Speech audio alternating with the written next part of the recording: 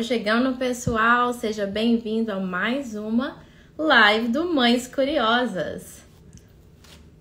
Vamos hoje estar falando com a Bruna. Já tá entrando aqui. E hoje a gente vai estar falando sobre algo que é um pouco até controverso. Vamos estar falando um pouco sobre desenvolvimento infantil.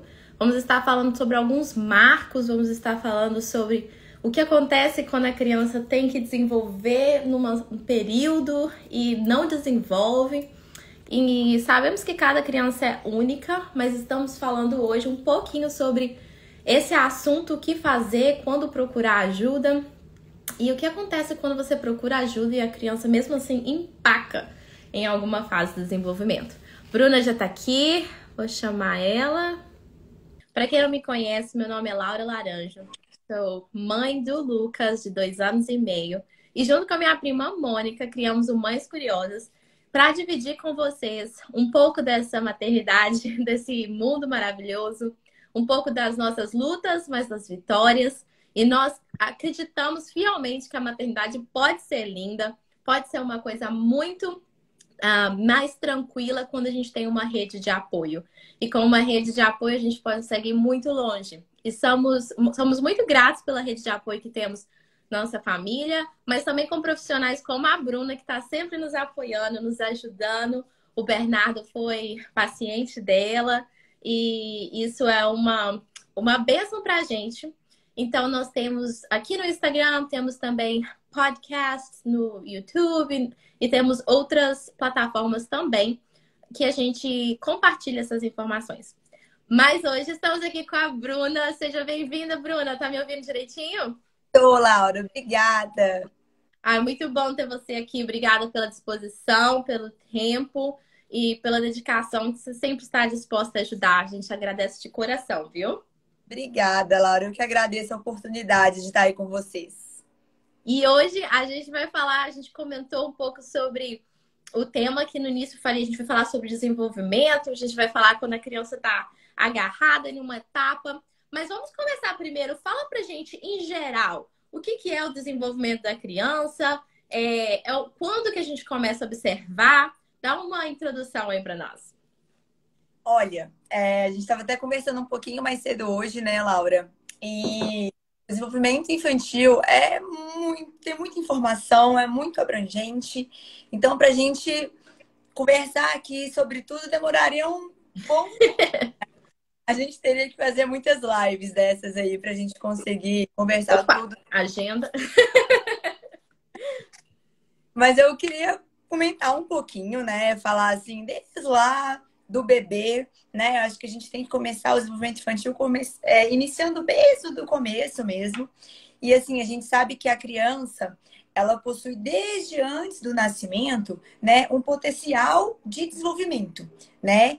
E aí ele pode ser utilizado à medida que esses fatores biológicos e ambientais sejam favoráveis. Então, aí a gente vê o quanto o ambiente, o contexto é importante para esse desenvolvimento do bebê, né? E aí, eu gosto de falar que o desenvolvimento infantil, ele é o produto do quê? Né? Assim, o que é esse conjunto do desenvolvimento infantil? É essa contínua interação entre um montante de várias experiências, mais esses fatores genéticos e o desenvolvimento biológico. Então, eu acho que é uma junção desses fatores que eu acabei de dizer, que a gente pode ser chamado de desenvolvimento infantil, tá? E você falou uma coisa aí que eu até comentei com você, né? Como professora de genética, falou a palavra genética, meu coração até bate mais forte, né? Mas uma coisa que eu acho que a gente pensa muito na genética, pensa assim, isso vem no nosso DNA, mas uma coisa que está sendo muito falada agora é a epigenética, né? Que é aquilo que acontece depois do nascimento, que modifica o nosso DNA depois, que tem a ver com ambiente, comida, costumes, vida social, financeira, e aí tá o que você falou do estímulo, né? Então é muito legal colocar essas duas coisas juntas e isso ser analisado como desenvolvimento do bebê e da criança, né? falo que, assim, a gente não pode se prender só naqueles marcos ali, né? Ficar ali só pensando naquele marco que a criança vai desenvolver, fez 1 mês, fez 2 meses, fez 3 meses e vai desenvolver de acordo com o marco. Não. Eu acho que tem todo esse fator do contexto. Eu acho que tem eu falo assim, que se a família não tiver em conjunto com essa criança, né? Favorecendo essa questão do desenvolvimento, não adianta. Não adianta se prender a esse marco porque não vai fazer diferença, né? A gente precisa estimular essa criança para a gente, consequentemente, estimular esse desenvolvimento também. E a gente sabe que muitas famílias não têm como estimular a criança como gostariam por razões X, né? Eu mesmo tenho uma colega que ela tem um filho da mesma idade do meu filho. E ela é mãe solteira e o pai não dá nenhuma ajuda. Então ela tem trabalhado 12 horas por dia e a criança dela, ela mesma fala, ela fala assim, eu não tô falando por me sentindo culpada, eu não tô falando pra falar que eu tô feliz com essa situação, mas a criança dela fica na televisão, tipo, 8, 9 horas por dia e não fala ainda. É uma criança muito amável, muito carinhosa e com muito potencial, mas ela não conseguiu uma rede de apoio para ajudar ela nisso. Então, ela mesma fala, ela fala assim, infelizmente, eu não tenho como ajudar meu filho a alcançar o potencial dele até o ano que vem, quando eu consigo colocar ele na escolinha, né? Então, assim, a gente sabe que muitas pessoas não têm ou a situação financeira para poder ficar em casa ou para colocar numa escolinha ou com uma babá de qualidade. E isso atrapalha. Infelizmente, é uma situação ruim, mas que a gente sabe que acontece, né? Isso existe muito, assim, né? E aí eu acho que aí a escola é muito importante para ajudar, né? Eu sempre falo com os meninos, com as mães, né, que assim, a escola é um fator extremamente favorável para esse desenvolvimento da criança. Então, assim, eu acho que não só a escola, claro que a família também, né? Mas quando tem essas situações, igual você acabou de relatar, eu acho que a escola poderia ser um meio que ajudaria muito essa criança, né? Uhum. Por semana, quando a mãe puder, o tempinho que ela tiver, o tempo que ela tiver, estimular, usar da criatividade para estimular essa criança, né? Sim, e você falou aí do marcos também, né? Porque tem alguns marcos do desenvolvimento que a gente meio que usa aquela checklist, né? Tipo assim, sentou. Uma amiga minha, da Mônica, ela tava muito preocupada que a filha dela não tava fazendo a esfinge, aquela posição do bebê. Então, assim, quando que a gente tem que ficar preocupada com aquele marco, assim? Quando que a gente deve procurar uma ajuda? Ou a gente deve usar essas etapas, esses marcos, tipo, engatinhou, sentou, rolou? O que são sinais que a gente deve procurar ajuda? Ou é uma coisa meio flexível esses níveis de desenvolvimento, né? Ô, Laura, eu gosto sempre de falar para as famílias que cada criança tem o seu tempo, né? Eu acho que cada criança é única. Então, os marcos claros, não é para a gente simplesmente não é isso. A gente precisa estar ali acompanhando, porque é importante a gente saber, nossa, meu filho está atrasado, meu filho está dentro do esperado, né? Ou meu filho está um pouquinho superior ali do esperado, né? É importante a gente ter isso em mente. Mas eu acho que a gente não pode ficar só preso a isso, né? Então pode ser que a criança demore um pouquinho mais. Não foi ali por exemplo, não foi ali com 8 meses com 9 meses, 8 para 9, que a criança começou a engatinhar. Foi um pouquinho depois. Andou depois de um ano, não foi ali um pouquinho de um ano, né? Eu acho que isso não tem problema. A gente tem que ficar atento se essa marca for muito grande. Né? Então, assim, passou 4, 3 meses, isso ainda não aconteceu, que era o que era esperado para acontecer. Opa, vamos uma anteninha e vamos saber o que está acontecendo. Vamos procurar um especialista, né? Pedir uma ajuda, porque eu acho que é importante. Até a gente também não passar muito do que era para ser esperado, né? Por isso que eu sempre falo, assim, a intervenção precoce é muito importante para os meninos, né? A gente conversou na nossa outra live sobre isso, né? Então, assim, viu que alguma coisa ali tá desajustada, não tá legal? Opa, vamos esperar mais um pouquinho, mas vamos ficar em alerta, né? E claro, né, nem sempre toda criança engatinha, por exemplo. Tem criança que vai, já ali começou, já foi andar, já ficou em pezinha e já começou. E isso não é um problema, né? Tem muitos meninos que pulam essa fase, né? Claro que a gente tem que ficar atento se tá maduro o suficiente, como é que tá essa situação. Mas eu acho que dos primeiros meses ali, né, que tem a questão do reflexo, né, que tem a questão ali né, do rolar, a questão da cabecinha, do pescoço, de levantar o pescoço também. Isso são coisas que a gente tem que ficar um pouquinho mais atentas, que o bebê tá bem novinho ali, né? Então, isso a gente tem que ficar mais atento. Mas é algo que a gente não ficar preso ao mar, e sim Uhum. acompanhar o desenvolvimento da sua criança e ver como é que ela está ali. Você falou uma coisa que eu acho muito importante, que é a coisa mais precoce, né? De a gente fazer uma coisa antes de ficar ruim. Ter uma intervenção antes de ficar ruim.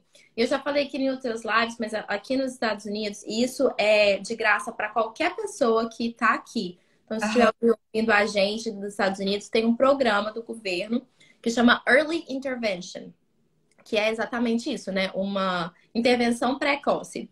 E para você classificar para o Early Intervention, você tem que ter ou um filho com algum problema físico, alguma dificuldade, ou com alguma coisa na área da saúde mental também, ou uma criança prematura, ou uma preocupação sua. Então, por exemplo, o Lucas entrou nesse programa por ser prematuro.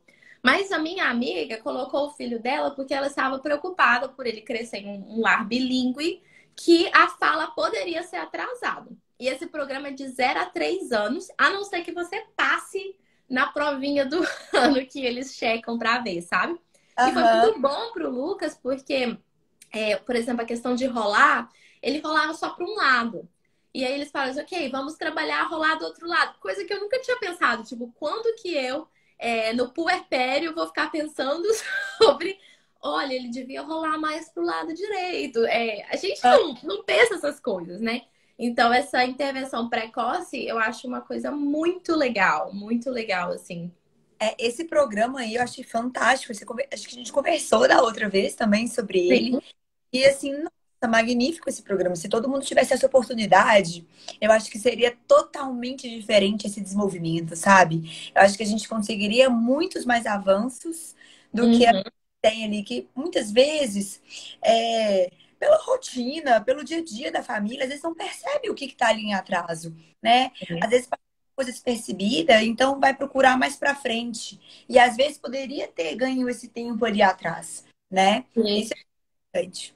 E uma coisa que a gente tem uma live, para quem tá ouvindo a gente agora, a gente tem uma live, tem também no Spotify, a nossa live com a Bruna, falando sobre o que que é o trabalho da TO. Mas fala pra gente resumidamente o que é, porque aqui, esse programa de intervenção precoce, a pessoa que fica assim, em cargo de analisar e de acompanhar é uma TO.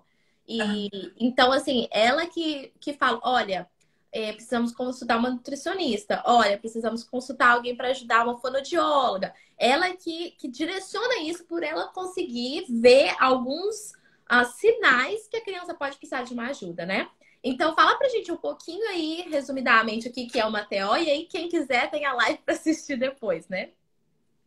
Eu gosto sempre de começar, assim, quando me perguntam, muitas pessoas não conhecem, né, o trabalho da Tel.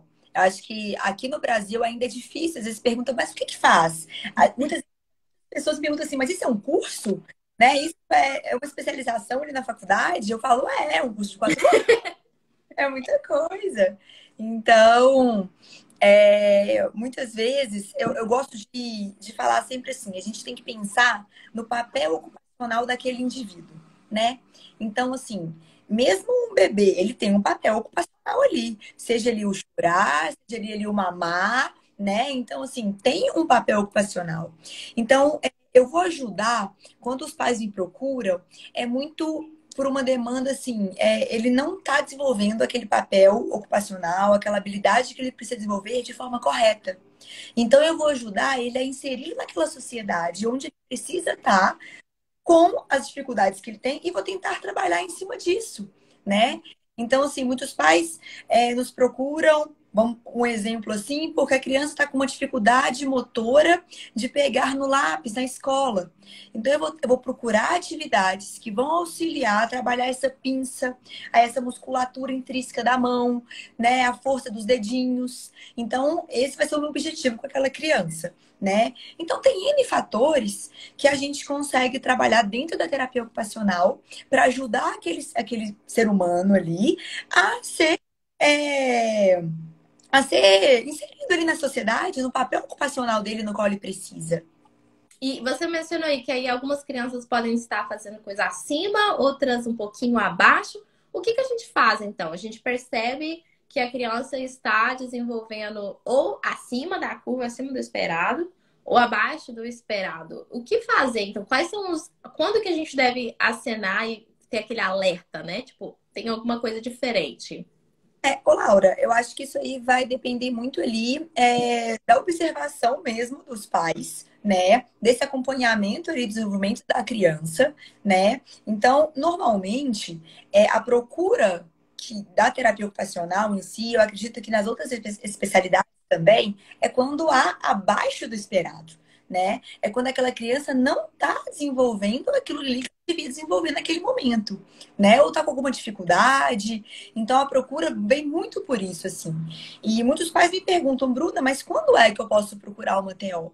Né? Não tem uma idade, eu não posso dizer para vocês uma idade certa, né? Mas assim, observou que tem algum atraso, observou que tem alguma dificuldade, procura um profissional que possa te ajudar, né? Agora, quando assim, por exemplo, né, tem algumas crianças que com três anos ali já estão começando a ler, por exemplo, né? Você pensa assim, nossa, e aí, né? E aí eu sempre oriento os pais, e aí ela já pulou uma grande etapa dali, né? Desse aprendizado, né? Então, assim, eu não acho que a gente tem que falar que não pode, retardar aquilo ali. Sabe? Eu acho que a gente tem que acompanhar, eu acho que a gente não tem que reforçar incentivando para que ela tenha mais ali, porque ela precisa viver outras coisas também, né? Mas é só a gente observar e talvez desempenhou isso com mais facilidade, né? Tem umas pessoas que desempenham coisas, habilidades com mais facilidades do que outras pessoas, né? Sim. E cansa também, né? Então, E você falou uma coisa aí e me fez pensar. A gente recentemente fez um post sobre o que a criança deve saber antes de alfabetizar. E eu conversando com uma seguidora da gente pelo direct, eu contei pra ela. Eu era bem pequena, eu tinha uns 4 anos no máximo, e eu comecei a dar uma dor de barriga que a minha mãe não conseguia entender o porquê. aham, E aí, e dava remédio, e será que é virose? E levou no médico, e aí alguém falou assim: leva ela na psicóloga. E aí a minha mãe me levou. E aí chegou lá, a psicóloga conseguiu depois de conversar, descobrir que na escola eles estavam alfabetizando a gente. E eu já conseguia escrever por sinal muita coisa em letras cursivas. E foi um choque muito grande que a minha mãe chegou na escola pra. Tipo assim, como assim? Que você, como uma criança de 4 anos, você não tá pensando, vou pegar o material da escola dela e vou achar a letra cursiva ou coisa do tipo, né? E aí, quando ela descobriu, eu contei pra ela que a professora não deixava a gente no recreio se não escrevesse tantas palavras de letra cursiva, de tantas coisas. E aí, ela percebeu que, tipo, ok, ela desenvolveu mais rápido, mas é um sinal de alerta que ela não estava preparada para isso, né? E aí, sim, com isso, eu fui para outra escola. Isso era uma escola conceituada da cidade, particular, e foi um choque, né? E aí, eu fui para outra escola e eu pulei algumas séries. E intelectualmente, eu nunca tive problema para acompanhar, mas sim. emocionalmente eu tive. Por sinal, quando que é aquele 12, 13 anos, né? As meninas da minha sala todas já eram moças, já estavam usando sutiã, e eu queria levar minha Barbie para escola, porque uma criança de 11 anos é muito diferente de uma de 12, né? Aquele período, assim, muita coisa. Então, eu acho que, como você falou, né? Geralmente as pessoas buscam a ajuda quando uma coisa está atrasada, mas é bom ficar alerta também se for uma coisa muito adiantada. Claro, tem crianças que aprendem muita coisa brincando, e isso é ótimo, mas é bom ter esse sinal de alerta, né? E você falou uma coisa, ok, a criança está atrasada. você acha que isso, a maioria das pessoas que te procuram, realmente as crianças estão com alguma coisa atrasada? Ou é uma expectativa irreal dos pais? Como é que é o caso aí? Olha, hoje com o público e com a experiência que eu tenho, Laura, realmente quando os pais nos procuram, realmente tem alguma coisa ali, sabe? Não necessariamente pode ser o que eles trouxeram, mas aí com o nosso conhecimento, com a nossa experiência, ali com as observações clínicas em terapia, às vezes a gente consegue, olha, tem isso aqui que pode estar atrapalhando, que pode estar puxando, vamos conversar com os pais. Muitas vezes os pais chegam com um certo objetivo, e aí, quando eu passo a devolutiva, eu trago outros objetivos, né? Claro que isso tudo é alinhado com a família, né? A família precisa também enxergar isso, porque o meu trabalho não depende só de mim, depende da criança e depende principalmente ali dos pais, né? Então, eu gosto sempre de conversar com eles, falar, ó, vocês já observaram isso algumas vezes? Por que que em terapia eu observei? O que que vocês acham? Aí, muitas vezes, nossa, Bruna, é mesmo. Eu não tinha me atentado a isso. E por aí vai, né? Mas assim, eu posso dizer numa porcentagem que sempre que quando vem a demanda, vem a procura, tem alguma questão ali que a gente precisa ser trabalhada. Aquela intuição, né? A Mônica comentou aqui que o Miguel demorou a andar, demorou a andar, né? Põe aí no chat, Mônica, quanto que esse demora pra você? Mas eu também, eu estava com altas expectativas que o Lucas ia andar muito rápido, porque eu Uhum. vi um vídeo dele em pé, segurando uma mão só, e não tava apoiando, tipo, só brincando com 9 meses. Então eu falei, Sim, nossa, 9 meses ele tá em pé, com certeza ele vai andar antes de um ano, né?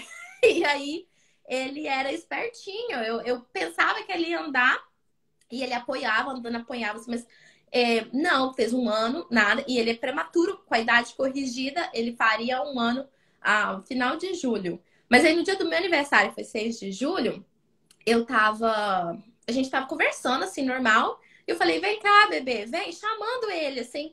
Ele levantou e veio. Tipo, agora eu estou pronto para andar. Mas de acordo com a minha expectativa, ele tava, sim, 3, 4 meses atrasado, sabe?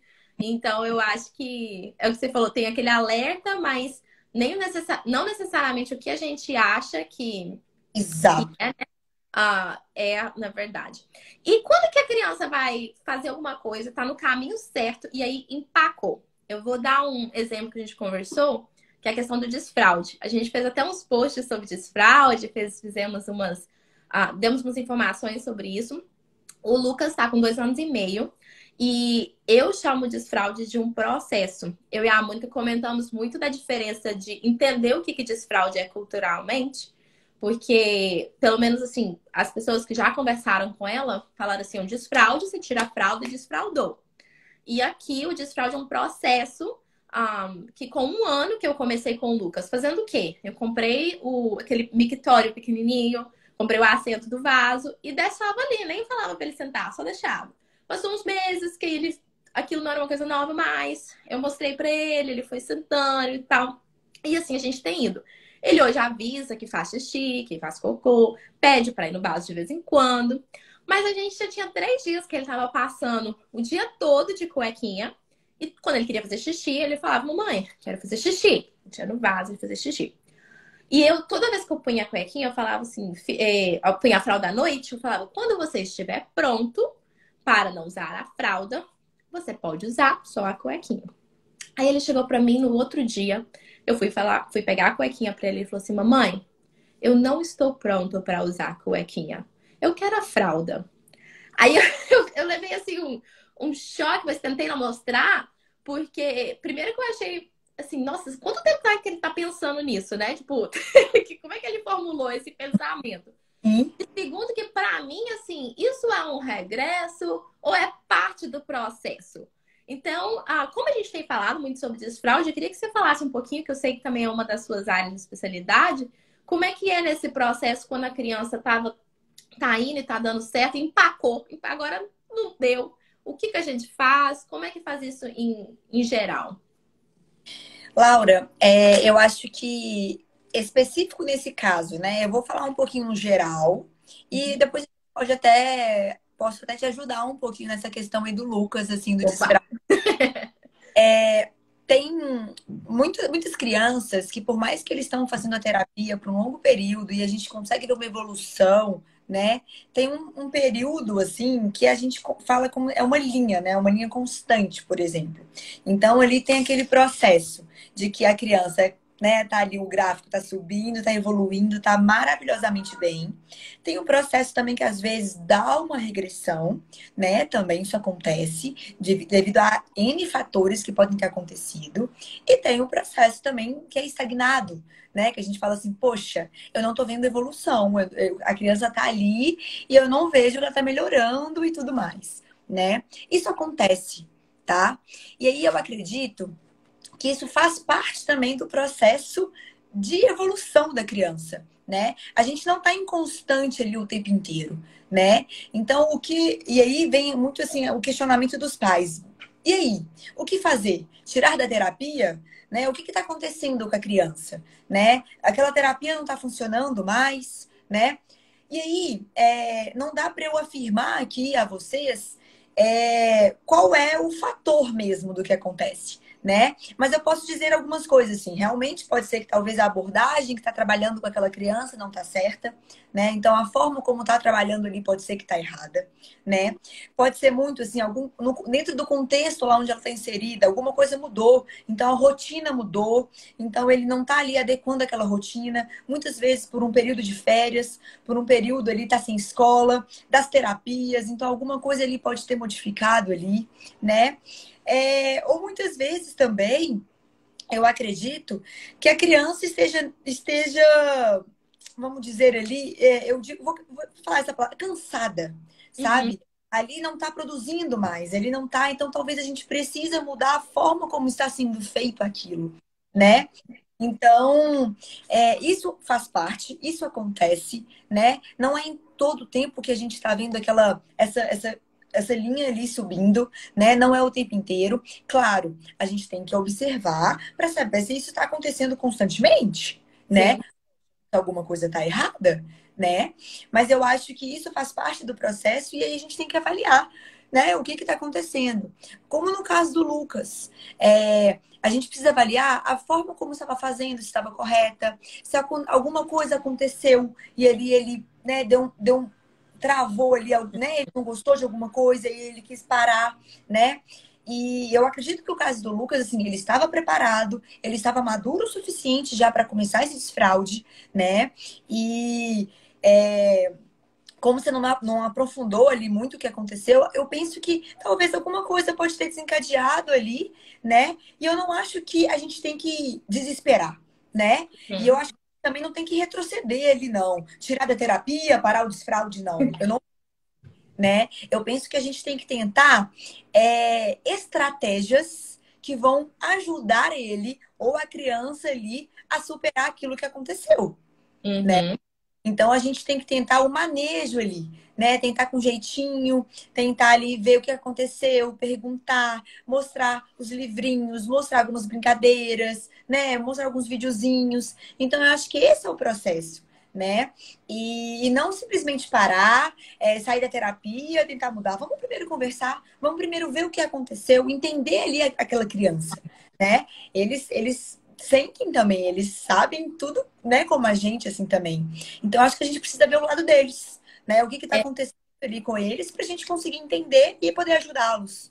você falou uma coisa que é muito real a gente conversar com eles, né? Eu acho que nesse momento, por exemplo, eu fiquei tão chocada dele falar isso comigo que eu não perguntei. Ele, por que que você não está preparado? Eu fiquei assim, ok. E aí, sou mãe de primeira viagem, né? Igual a gente fala aqui, a gente compartilha as coisas que acontecem com a gente. E quando a gente precisa de profissional, a gente chama, porque não é nossa área, né?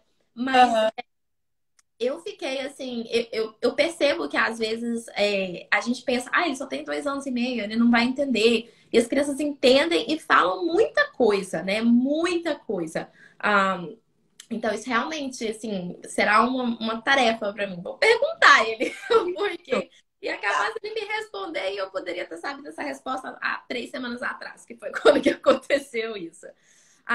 Mas isso é muito interessante. Diferentes estratégias, né? Às vezes uma coisa não deu certo de um jeito, mas no outro Exato. vai dar. E na outra live que a gente fez, a Mônica comentou uma coisa que aconteceu com o Bernardo, e eu acho que assim, eu que não trabalho nessa área, só de ouvir amigas minhas relataram coisas similares, então eu queria ouvir de você também. A criança estava progredindo super bem em várias áreas, e aí veio a pandemia e teve uma regressão muito forte. A área que a Mônica compartilhou foi a questão sensorial, né? O Lucas também, eu percebo que aqui o inverno é muito longo, né? Então, os primeiros dias de verão, quando a gente vai para a praia pelo primeiro dia, a areia incomoda ele um pouco mais. Então, o que eu fiz? Agora, no inverno, pelo menos umas 2 vezes por semana, eu tenho um caixotinho de areia, ponho o pé dele na areia, vou brincar com a areia. Mas a pandemia fez muitas crianças que estavam desenvolvendo bem empacar, né? Estagnar. Você tem visto isso e qual conselho você dá para os pais que viram que a pandemia afetou o desenvolvimento das crianças? Laura, eu tenho visto isso muito, tá? Isso é algo muito recorrente aqui também. E aí, eu acho que é muito. A gente consegue entender o muito porquê, né? Desde quando a gente começou a nossa live aqui hoje, eu falei de estímulo, né? E aí, quando a gente pensa na pandemia, na preocupação, né, que gerou toda essa pandemia, as crianças ficaram dentro de casa, né? As crianças foram privadas de tudo, né? Então a gente pensa, poxa, se aquela criança não está recebendo nenhum estímulo, os pais ali não estão à toa, porque os pais precisavam trabalhar home office, também não podiam dar a atenção que poderia, né? Não estão na escola, então estão em tela, provavelmente em tela, porque também eu entendo, cansa de brincar, né? Ali não tem um brinquedo suficiente, né? Então, assim, é muito natural essa regressão ali, né? E aí, muitas vezes, é muito assim, do estímulo sensorial, porque o estímulo sensorial, se você pensar, tá em toda parte, né? Tá em todo lugar. E aí a criança simplesmente parou de ter acesso a isso, né? Então, isso acontece. E aí o que eu aconselho é a gente abusar da criatividade. Vejo muito você aí, um dia fez com a neve, né? Trouxe a neve para dentro de casa com o Lucas, eu amei. Eu acho Aproveitar, né? é. E aí eu acho que é isso. Eu acho que é a gente tentar trazer é, experiências para os meninos dentro de casa, né? Beleza, a pandemia tá ali, mas a gente tem uma criança, a gente precisa colocá-la para desenvolver, né? Eu sei que às vezes o tempo é curto, eu sei que às vezes, né, ali não dá, mas vamos tentar o pouquinho que a gente tentar aproveitar isso aí.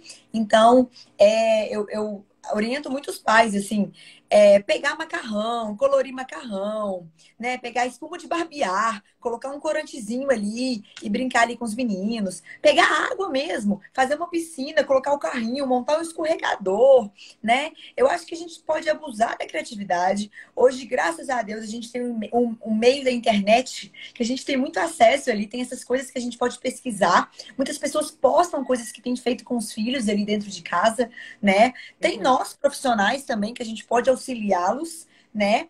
Então, eu acho assim, eu aconselho a isso, a não deixar perder. A gente tentar trazer essas experiências para dentro de casa, né? Então, eu sempre tenho falado isso.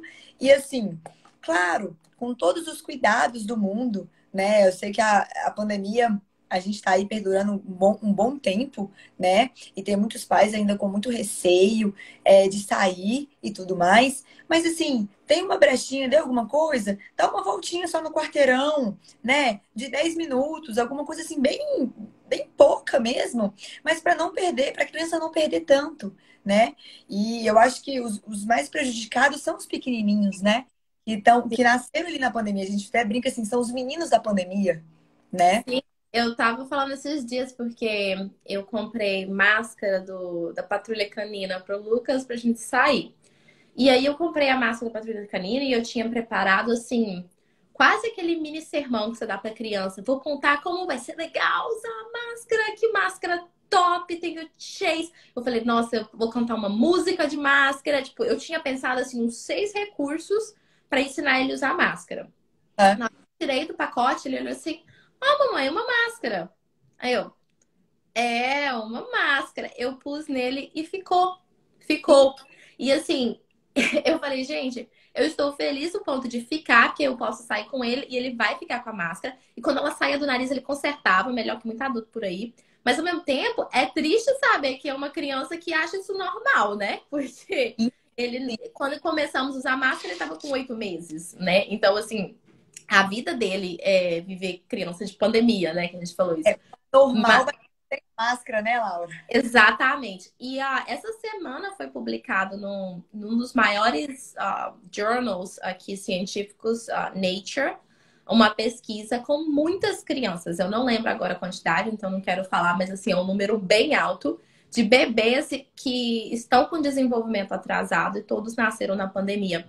E eu acho que isso é uma coisa assim muito séria, porque também dá aquele cargo emocional. É muito difícil você ouvir isso, sim. Você tem que ter cuidado porque sua criança pode ficar atrasada por conta da pandemia. Ninguém quer isso, né? Então, assim, você deu umas dicas aí que eu acho muito válido. Coisas simples, né? Você dá uma volta no quarteirão, é um carro que tá passando, é um barulho, é um ventinho no rosto, é uma O árvore que tá... cheirinho da plantinha é você pegar ali uma planta, sabe? São coisas simples que isso faz a diferença. Faz total a diferença da gente trabalhar isso, Uhum. né? E a questão sensorial, eu acho que também é uma ótima ferramenta para a criança ficar muito tempo fazendo uma coisa. Eu mesma coloquei hoje uma bacia de água para o Lucas, só bacia de água. Primeira coisa que eu fiz, tá aqui a bacia de água, tipo um aquáriozinho assim de plástico. Aí ele ficou brincando de molhar a mão, de bater ali. Aí passou uns 5 minutinhos, ele falou assim: eu quero outra coisa. Aí eu peguei um peixezinho robô, que eu já mostrei assim, coloquei lá dentro. Aí ele ficou brincando com o peixinho. Aí passou mais um pouquinho, ele, eu quero outra coisa. Aí eu peguei uma concha pra ele ficar pegando o peixinho. Aí depois eu peguei um carrinho pra ele brincar com o peixinho. Depois eu pus um pouquinho de sabão e aí ele fez bolha. E eu sei que ele ficou ali mais de uma hora. Então, Sim, assim, uma coisa simples que você vai adicionando um pouquinho, tá, né? é isso. Cada e a criança vai. Você está estimulando a criança, mas brincando, não assim, ok, agora é hora de estimular a parte sensorial, né? Não, e eu acho que é por meio do brincar mesmo, né? Eu falo muito assim, falo assim, nossa, mas a sua terapia é brincar? Sim, a minha terapia é brincar. É o trabalho mais gostoso que existe. Eu brinco com os meninos, né? Bom, é o meio que eles aprendem, né? Eu acho que é por esse caminho. Sim, sim. E então, assim, você agora, por exemplo, uma mãe que está assistindo a gente, que está passando no puerpério, ou uma mãe que está sobrecarregada. Infelizmente, temos muitos essa situação, né? Mães sobrecarregadas. Qual conselho você dá para ela ficar olhando o desenvolvimento do bebê, a criança, e quando procurar uma ajuda, se tiver que procurar? Laura, eu acho que não tem uma receita de bolo aí pra gente falar muito sobre, né, assim, específico. O que eu posso, talvez, para confortar essas famílias, né, essas mães que estão muito sobrecarregadas, é tentar procurar alguma ajuda, né? E aí, eu não estou dizendo uma ajuda que seja de um profissional, não, sabe? Uma ajuda ali da família, de amigo, né? E eu digo para ela também, né? Para ela poder conversar, para ela poder se abrir. Eu acho que quando a gente consegue tirar isso ali dentro da gente que está nos angustiando, né? Seja ele desenvolvimento do seu filho ou alguma outra situação, eu acho que é o melhor caminho.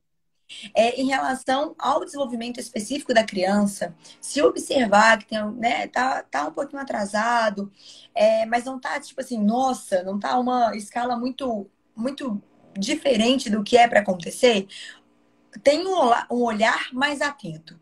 Observe mais e vê ali como é que tá.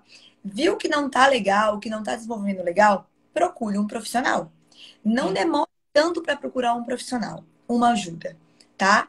Porque aí sim vai poder orientá-la de acordo com o que aquela criança tá precisando, né? De acordo com aquela demanda que a criança tá precisando, né?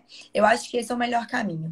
Eu acho que a gente tentar esconder, a gente tentar fingir que não tá vendo, eu acho que isso não é legal, porque isso não vai levar a lugar nenhum, isso só vai prejudicar o seu filho, né? Então, eu acho assim, viu alguma coisa, tá estranha, não tá legal, né? Eu acho que nem pesquisar na internet, porque a internet tem tantas coisas, né? A internet tem tantos mitos. Então, assim, eu não aconselho isso, eu aconselho mesmo ajuda de um profissional, ver ali o que está acontecendo mesmo com aquela criança, né? Procurar alguém que já está acostumado ali com o filho, né? Então, assim, eu acho isso importante, né? Muitas mães gostam, às vezes, de comparar, né? Uma criança com a outra criança. Isso existe, né? Isso é natural, porque isso acontece mesmo, né? A gente mesmo, nós adultos, a gente compara o tempo todo, né? Sim. Também acho que esse não é o melhor caminho. Eu acho que a comparação talvez serve ali para a gente ficar atenta, né? Atenta, mas o que devemos fazer é procurar uma pessoa que está especialista para aquilo, né? Que pode ajudar com toda certeza. Você falou isso e eu tô lembrando de uma conversa que eu tive ontem com uma amigona minha. Ela é mãezona e a filha dela fez 4 meses. E aí ela levou para um acompanhamento rotineiro e ela foi instruída que tá liberada a alimentação e tudo. E aquilo acionou, né, na cabeça dela assim, 4 meses, mas todo nutricionista que eu vejo fala 6 meses. E ela me mandou mensagem, tipo assim, eu tô ficando doido? Não, eu falei assim, não, você não tá. Que cada profissional devia ficar no seu próprio foco. Então, esse profissional que está te acompanhando é excelente nessas áreas. Mas se você quiser saber de alimentação, você tem que olhar uma nutricionista. Então, você falou, né, específico, você quer saber se seu filho está desenvolvendo, por mais que a gente peça ajuda a um amigo, a família, uma TO, né, uma terapeuta ocupacional, tem como falar certinho se está dentro do esperado, né? E é alguém que tem como ver esses marcos. Então, isso é muito importante, buscar quem está especialista naquilo, né? Ninguém sabe tudo, ninguém sabe tudo. Exato. O Instagram da Fala Fona, a Ju, eu acho ela muito, muito boa. E ela fez uma frase esses dias, ela falou assim: não adianta você dar tempo para uma flor que precisa de água. E eu achei aquilo muito profundo, porque várias pessoas que respondem a caixinha, ela coloca a caixinha de pergunta, né? As pessoas falam assim, minha filha tá com 3 anos e não fala, é normal. Minha filha tá com 4 anos e não fala. As pessoas ficam assim, dando tempo a coisas que o profissional tem como te avisar. Não, a sua filha não quer dizer que ela tem algum problema sério. Às vezes é um estímulo, é uma mudança na rotina, uma coisa que pra gente parece não ser grande, mas que vai aumentar o potencial da criança muito mais, né? Sem dúvida. Então, isso aí que você falou assim, nossa, lembrei dessa conversa com a minha amiga, e eu falei com ela, falei assim, a gente, mãe, a gente tem que sempre buscar profissionais de áreas diferentes para a gente poder ficar por dentro, porque ninguém sabe tudo, né? Ninguém vai falar Exato. tudo. E mais uma última pergunta aqui, a gente até já fez um post sobre as etapas do desenvolvimento até 1 ano, que a gente fez baseado em pesquisas, em outros profissionais. E eu acho, a gente pode até colocar nos stories depois, para quem perdeu. Eu acho aquilo muito legal, mas parece que nos primeiros meses, assim, não existe muitos estímulos óbvios, né? E você falou, tipo, de usar a criatividade, assim. Então, eu queria que você, se você pudesse dar alguns exemplos de criatividade que pode fazer com bebês, né? Eu sei que a gente comentou um pouquinho já na outra live, eu falei que o Lucas a gente põe em cima de toalha mais grossa, em cima de uma calça jeans. E eu olhava assim, quando a Teó fazia, tipo, você pôs meu filho em cima de uma calça jeans, tipo, o que é isso, sabe? E a questão da textura, né? Então, dá pra gente algumas ideias, você já falou aí da água, né? A partir de quando que a gente pode começar a estimular e brincar com essas atividades sensoriais para estimular o desenvolvimento? Ô, Laura, a gente pode começar a estimular desde que a criança nasce, né? Desde ali do pequenininho que a criança nasce. Lá na clínica mesmo tem um bebê que tá lá, tem 3 meses, né? Você fala, meu Deus, é muito pequenininho, né? E aí, como é que é a terapia, né? Então, assim, a nossa terapia com esse, né, é muito assim, de estímulo tátil, né? Então, assim, é passando no corpinho, deixando ele, né, só de fraldinha, por exemplo, e passando texturas diferentes dele, né? Fazendo barulhos, os sons, para ver se ele está acompanhando, para ver se ele está seguindo, né? Então, assim, é tentando com que ele busque onde está o objeto. Então, deixar ele ali deitadinho e o objeto ali em cima para que ele busque aquele objeto, para que ele tenha a pinça para agarrar. Claro que isso é para estimular. Isso não é que vai acontecer agora. O bebê está muito novinho ainda, né? Estimular. Então, assim, né? Quando coloca o bebê em cima de um tapete, na posição ali viradinho para cima, né? De bumbum para cima, na verdade. Então, assim, tá estimulando, tá forçando essa questão do tronco, né? Então, eu acho que, assim, claro que a gente não pode. A gente tem que ver de acordo com o bebê do que ele vai dar conta ali, né? Mas a gente tem que estimular a criança desde que ela nasce, né? A gente precisa ter esse processo com ela desde o início, né?